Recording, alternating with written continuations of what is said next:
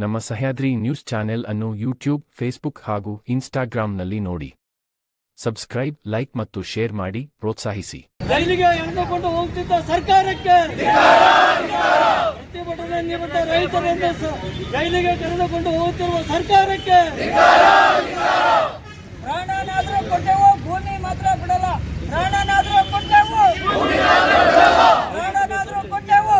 ರೈತ ಸಮಿತಿಗೆ, ಪ್ರಗತಿಪರ ಸಂಘಟನೆಗಳ ಒಕ್ಕೂಟಕ್ಕೆ, ರೈತ ಮುಖಂಡರನ್ನು ಬಂಧಿಸಿರುವ ರಾಜ್ಯ ಸರ್ಕಾರಕ್ಕೆ, ರೈತರ ಅಹವಾಲನ್ನು ಸ್ವೀಕರಿಸಿ ಕಾನೂನಂತೆ ಕಾನೂನು, ಕಾನೂನಂತೆ ಕಾನೂನು, ಜೈಲಂತೆ ಜೈಲು, ಜೈಲಂತೆ ಜೈಲು. ಪ್ರಗತಿಪರ ಹೋರಾಟ, ಕಾರ್ಮಿಕ ರೈತ ವಿರೋಧಿ ಸರ್ಕಾರಗಳಿಗೆ, ಕಾರ್ಮಿಕ ವಿರೋಧಿ ರೈತ ಸರ್ಕಾರಗಳಿಗೆ, ಕಾರ್ಮಿಕ ವಿರೋಧಿ ಸರ್ಕಾರಗಳಿಗೆ, ರೈತ ವಿರೋಧಿ ಸರ್ಕಾರಕ್ಕೆ ಹಿಂಕಿಲು, ಹಿಂಕಿಲು. ಅಯ್ಯಯ್ಯೋ, ಅಯ್ಯಯ್ಯೋ, ಅಯ್ಯಯ್ಯೋ, ಹಿಂಕಿಲು, ಹಿಂಕಿಲು.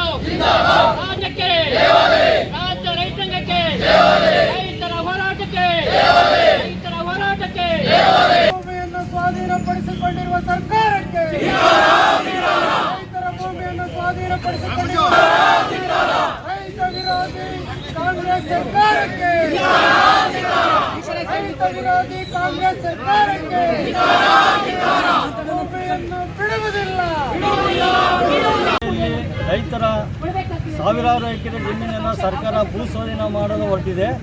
ಇವತ್ತು ಬಿಜೆಪಿ ಸರ್ಕಾರನೂ ಭೂ ಸ್ವಾಧೀನ ಮಾಡಿಕೊಳ್ಳಲು ಹೊರಟಿತ್ತು ಮೊದಲನೇ.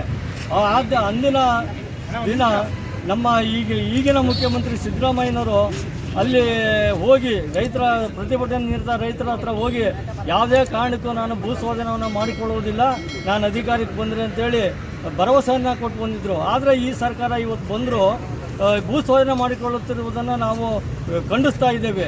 ಇವತ್ತು ನಿನ್ನೆ ಹೆಚ್ಚು ಕಡಿಮೆ ರೈತರು ಇವತ್ತು 1180 ದಿನಗಳಿಂದ ಇವತ್ತು ಭೂ ಸ್ವಾಧೀನ ನಾನು ಮಾಡ್ಕೊಡೋಕೆ ಬಿಡೋದಿಲ್ಲ ಅಂಥೇಳಿ ರೈತರು ಹೋರಾಟ ಮಾಡಿಕೊಳ್ಳುವಾಗ ಇವತ್ತು ಕಿಸಾನ್ ಮೋರ್ಚಾ ಸಂಘಟನೆಯಿಂದ ನಿನ್ನೆ 25ನೇ ತಾರೀಕು ಪ್ರತಿಭಟನೆಯನ್ನು ಹಮ್ಮಿಕೊಂಡು ಅವತ್ತು ಅವರ ಬೆನ್ನೆಲಿಗೆ ನಿಲ್ಲಲು ಹೊರಟಿದ್ದ ರೈತರನ್ನು ಇವತ್ತು ವೇದಿಕೆಯಲ್ಲಿರ್ತಕ್ಕಂಥ ರೈತರನ್ನು ಎಲ್ಲರೂ ರೈತ ಮುಖಂಡರನ್ನು ಸಂಯುಕ್ತ ಹೋರಾಟದ ಮುಖಂಡರನ್ನು ಎಳೆದುಕೊಂಡು ಹೋಗಿ ಇವತ್ತು ಜೈಲಿಗೆ ಅಂತ ಕಾರ್ಯಕ್ರಮವನ್ನು ಈ ಸರ್ಕಾರ ಮಾಡಿದೆ.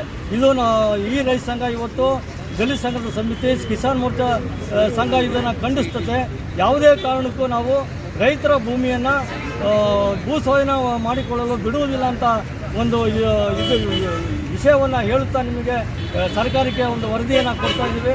ಯಾವುದೇ ಕಾರಣಕ್ಕೂ ಭೂ ಸ್ವಾಧೀನ ಮಾಡಿಕೊಳ್ಳಲು ಆಗುವುದಿಲ್ಲ, ನಿಮಗೆ ನಾವು ಬಿಡುವುದಿಲ್ಲ ಅನ್ನೋ ಒಂದು ಕಾರ್ಯಕ್ರಮದಿಂದ ಹಾಕ್ಕೊಳ್ತೀವಿ.